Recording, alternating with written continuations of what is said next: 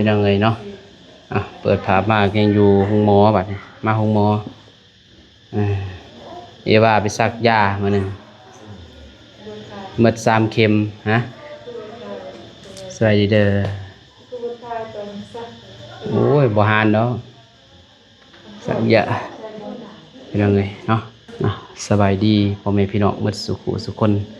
ยินดีต้อนรับเข้าสู่เสาะบ้านนุ่งเก่ากระเดิมพ่อแม่พี่น้องเนาะ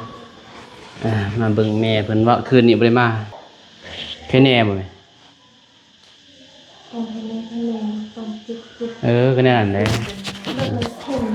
มันหายใจแบบพอออกนะแบบเพลงพืชเอาเนี่ยเขาส่งน้ำเด้คอย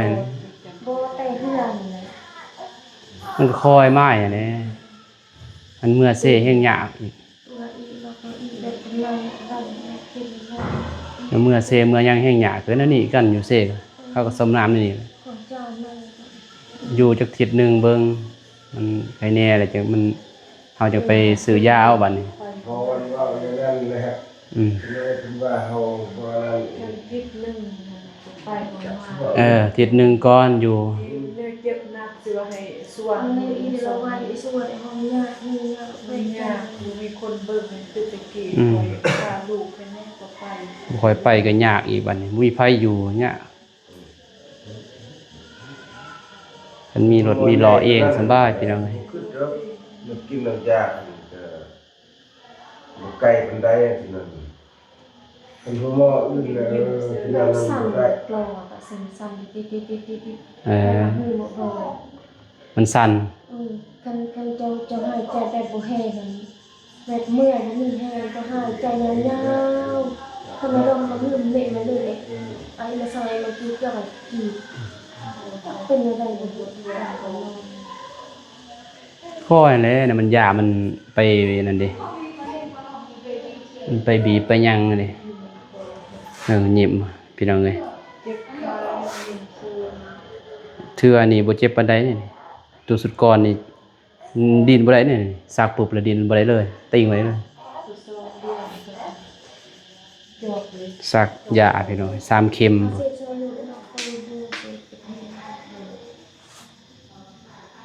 กูเนี่ยจอกกูนี่นะจอกแบบกินมันอยู่เบิ่งบ้านทิศนึงนั่นจังว่าไปกวดอยู่แค่นี้แหละเฮาจะไปกวดบัดนี้ไปซองมึง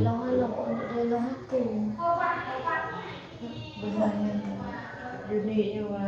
บ่วุ่นวายห้องหมอใหญ่นี่อยู่บ่ได้ดอกอยู่สี่ห้องกว้างคนมันหลายอีจังเลยบ่อีจังเว้ยมัวเบิ่งเฒ่าอ่ะยิ้มเลยเว้ยบ่เจ็บบ่บ่เจ็บบ่เจ็บบ่เจ็บ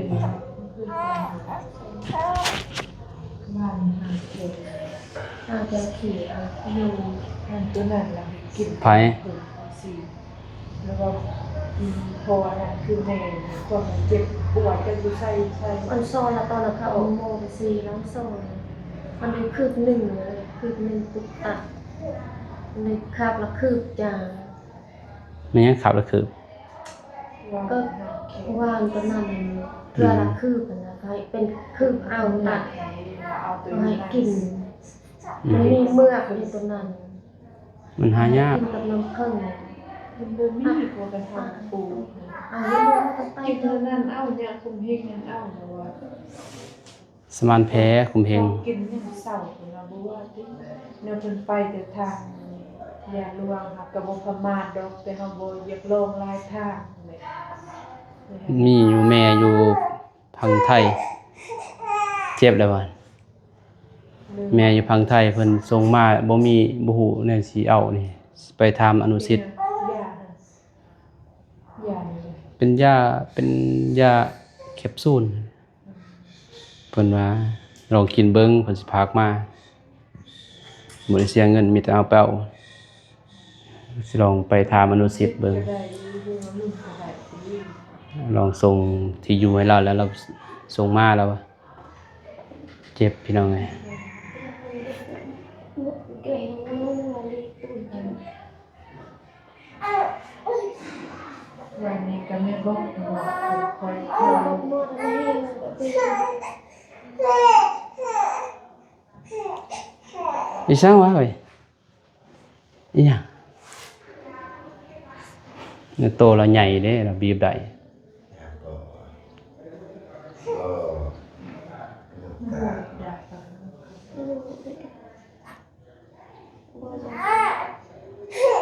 เพกับ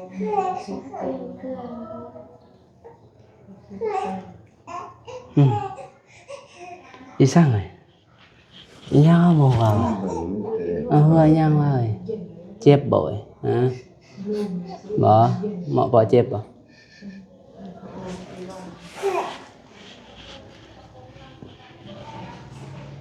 จักทงหรือเปล่านะ สร้าง 3ตัวนี้บ่ แต่คืนนี้ติดมันเป็นติดนะเขาเอามามันถอดออกพอดีเขาส่งตัว อืม มาแทนใหม่ นี่มันพริกเด้เลือดออกว่ะอืมคือว่าเลือดออก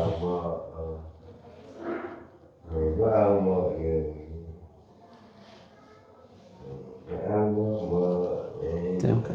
เขาส่งอยู่นี่เองติดนะ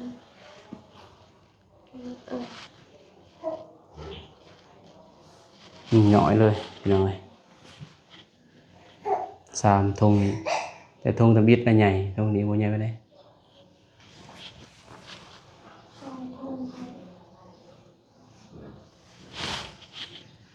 ตัวนี้ยาซักบ่มีแอนตาซิน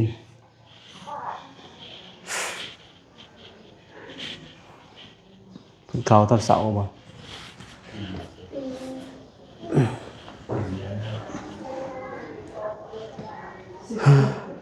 วางได้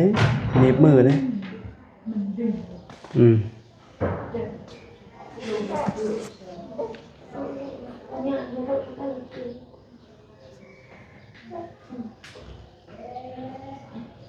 เสร็จขึ้นเด้ มันเป็นไข่สุด น้ำหลวงนี่ อีกเป็นติดกับอีกเป็นที่ที่ทำไม่ได้นะ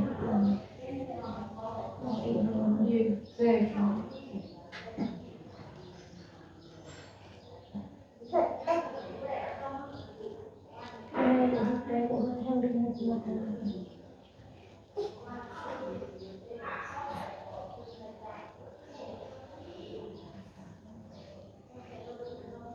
โดยถือ3มาหันเสร็จแล้วปั่นเสร็จปั่น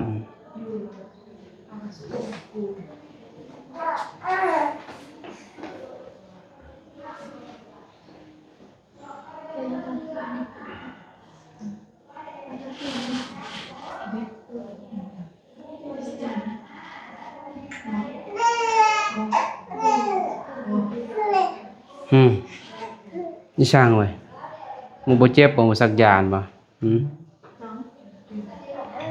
บ่เจ็บบ่เจ็บเลย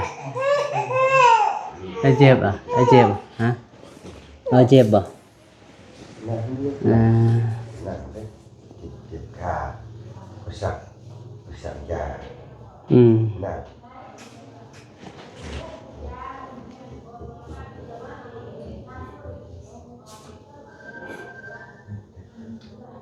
ว่าสิไปเซ่พี่น้องก็ยากมีคนเบิ่งล่ะ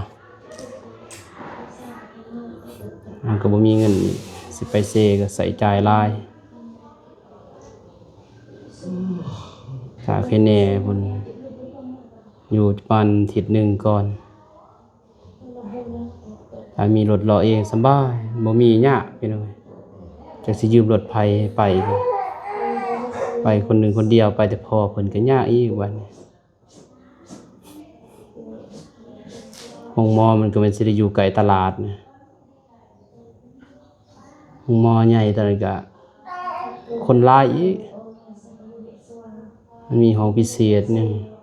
ยาเราหิ้วหมดหมด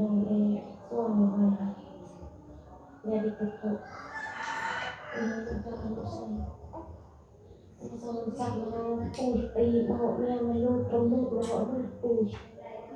ไปพบตัวเองสัก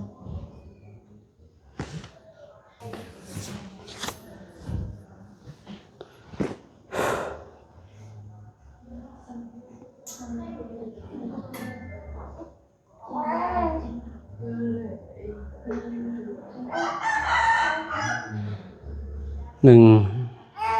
น้ำลายนะลูกจะเลย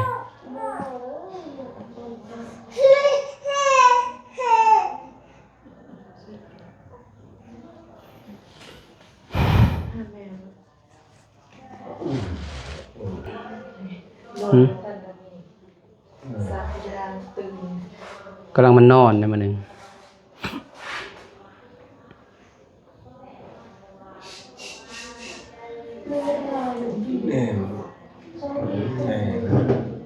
เป็นหวัดเป็นไอคอยเมื่อคืนไม่ได้นอนเมื่อคืน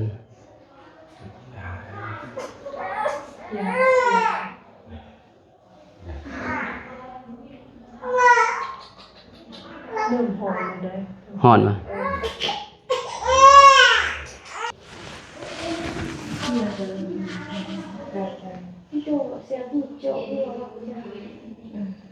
นี่ยัง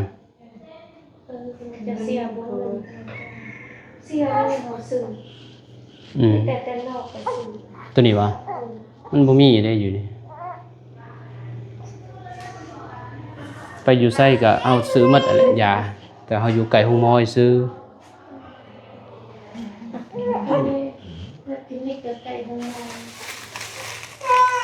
มันอยู่ไก่ห้องมอยซื้อกันบอกก็บ่ได้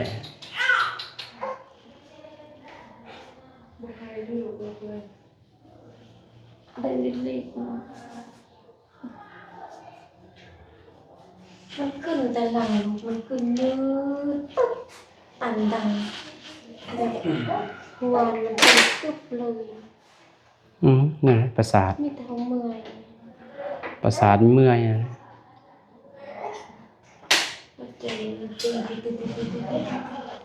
ตัวตีนกับโบเย็นธรรมดาเป็นกันขึ้นแห้งตีนเย็นกันก็ขึ้นถาดหลวงนี่ทายกับทายมันนี่สิเธอกับทายบริกินดีทอกตีแต่มันอยากทายเองเนาะนั่นเลยบ่ให้กินตัวดอกแบบบ่สุดจะเลยแบบพอเมื่อยแล้วมันออกแล้วเมื่อจะลงปวดอีกเขาไปอีกนั่นแหละขี่ข้างคนเนี่ยทายบ่ปกติเพียงเลยทายบัดที่ทายก็ทายนะกระเพาะก็นั่นนะ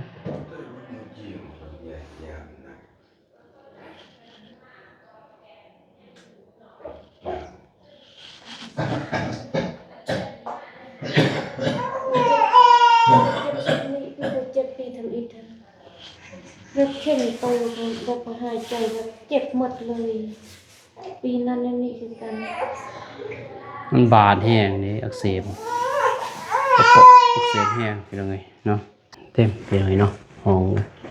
มันหนึ่งก็เต็มมันนี้ก็เต็มคือเก่าเจ็บเตียงไม่แน่ห้องนึงเตียงขับไปดีเลยบ่มีบนนอนซ้ำพอแล้วก็นอนอยู่นี่เป็นยังไงคือบ่นงมากก็นั่งอยู่แหละนั่งตังตะนี้เอามาแต่เหือนนั่งมืดคืนบ่มีบนนอนนะกันสิไปไกลแห้งยากเป็นยังไงไปอยู่ปากเซ่แห้งมื้ออยู่ปากเซ่นี่ให้ขับกว่านี้เลยแบบเรียนกันเลยอันนี้ยังแค่แน่มันคนบ่วุ่นบ่วายปานใด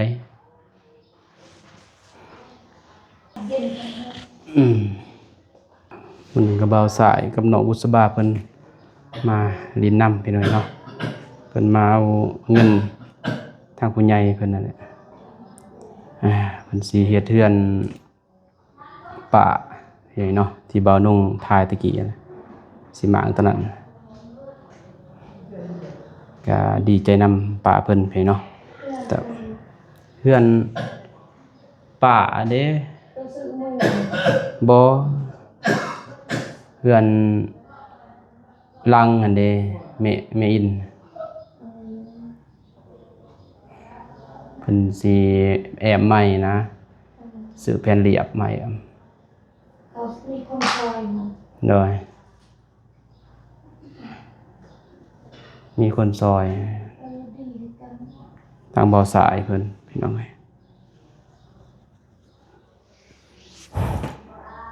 แม่ยังเจ็บบ่ลงบ่ได้ลงไป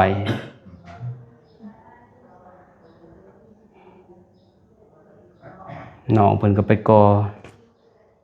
เพิ่นก็จะได้เงินยังไงปกติเพิ่นนะเขาแม่มีคนหนึงเบิ่งคนหนึงไปให้เพิ่นไปกอให้ทางเราลงมาเบิ่งตอนเว้นคืนบ่ได้มาบ่ลงกันอยู่บ่ได้อยู่ในดึก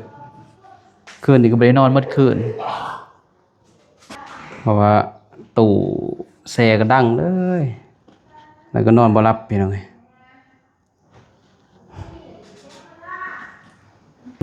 กินข้าวกัน นั่นแหละว่าปู Cô theo nó nhồi cái này, cô theo nó nhồi cái cô mà nà đi. Ai còn cái cô thế? Cô thì แม่ยังหืม เขาพี่น้อง อันตอนเช้าบ่ได้กินวะ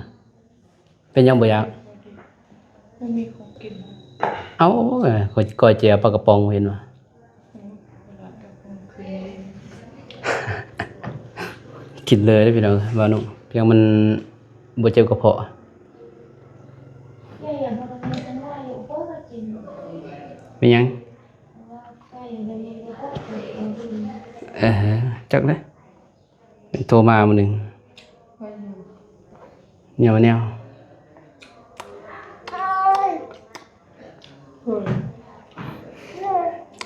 ย เห็นว่าเมื่อเซ่บ่ได้เมื่อเขาว่าเบิ่งก่อนจักอาทิตย์หนึงก่อนบอกกับแพทย์เขาก็ว่าเด้อแต่ยังเมื่อก็เมื่อเด้แล้วแต่เจ้าสะดวกดอกแต่ว่าให้เบิ่งเขาก็เบิ่งติดตามอาการคันเขาว่ายอมแล้วจึงเมื่อนี่แพทย์เพิ่นบ่ได้ยอมได้หยังเกินว่ามีแต่เฮาอยากเมื่อ โยมได้ตีน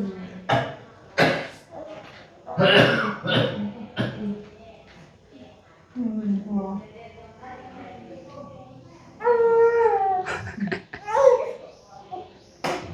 บ่แม่นเจ็บบ่จักบ่อนซักเจ็บบ่อนซักนั่นบ่ ใหญ่เอาหลอดเนาะเอาหลอด มันอยากเลาะอันนี้มันบ่อยู่ซื่อบ่มักอยู่แบบนั้นนี่ย่างเลาะเลย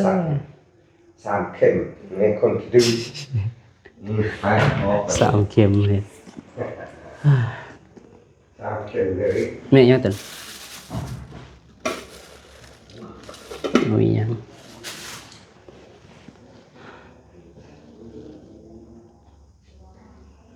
จะบ่ซื้อของกินมันหึ เป็นซื้อใหม่นะครับผม ซื้อใหม่อะอยู่เหือนซื้อใหม่ก็คือเก่าแหละสายสายทำเบิ่งแต่สายก็ตาย ได้เรื่องนะ โดยดึงเลย เดี๋ยวเราคนมีแรงจนจะปิว ว่างเด้แม่เอ้ยหนีบมือเอ้ย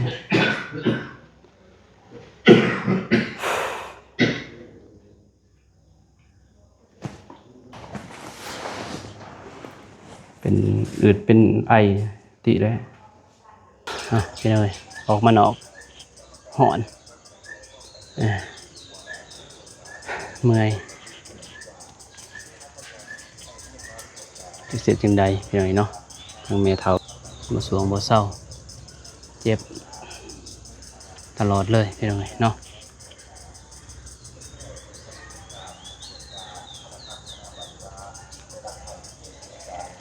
ต้นอายุว่าสิพาลำเมื่อเซ่พี่น้องการรถหล่อกับบ่มีเบาหนงจากแนวใดยืมรถหมู่กับบ่มี บ่มีพี่เนาะพี่น้องบ่าวนุ่งบ่มีรถมีรางหั่นน่ะสิยืมรถไผไปเซก็ไปเซก็ค่าใช้จ่ายก็หลายพี่น้องเนาะมีแต่ให้เพิ่นอยู่นี่ประมาณอาทิตย์หนึงเบิ่งก็บ่ส่งบ่เซาจังว่าแหละจึงปรึกษาหารือกันกับน้องกับนุ่งกับเมียพี่เนาะพาเพิ่นไปคืนนี้ก็เจ็บแฮงบ่าวนุ่งก็บ่ได้ทายพี่เนาะแบบมันปวดบัดเดียวนะเจ็บหมดเมื่อยหมดโตออกหอนหมดโตต้นหายใจจนบ่ได้มันแน่นหมดหน้าเอิกอิหยังพี่เนาะกลางคืนมันคืนโดดประมาณ11-12โมงนี่แหละ1โมงนี่ตีหนึ่งพี่เนาะอาการคืนโดดเริ่มคืนโดดจักสิว่าพี่น้อยเนาะโอเคพี่เนาะคลิปนี้บ่าวนุ่งก็สิจบคลิปนี้ก่อนพ่อแม่พี่น้องเนาะเราขอบใจขอบคุณทางคุณยายใจบุญเนาะที่ติดตามรับชมไปเนาะให้กำลังใจบ่าวนุ่งตลอดมาบุกบุรีไปเนาะขอให้อยู่ดีมีแรงมาสู่หูสุขคนเด้อพี่น้องเด้ออย่าเจ็บอย่าจนที่สำคัญก็คืออย่าเจ็บอย่าปวดพี่น้องเนาะบ่ให้เจ็บให้เป็นนี่แหละที่สำคัญก็หาเงินหาคำมันก็ได้พี่เนาะอันเจ็บเป็นอุ่นๆเลยโอ้เห็นยังก็ทุกข์ทรมานหมดพี่น้องเมื่อยบ่าวนุ่ง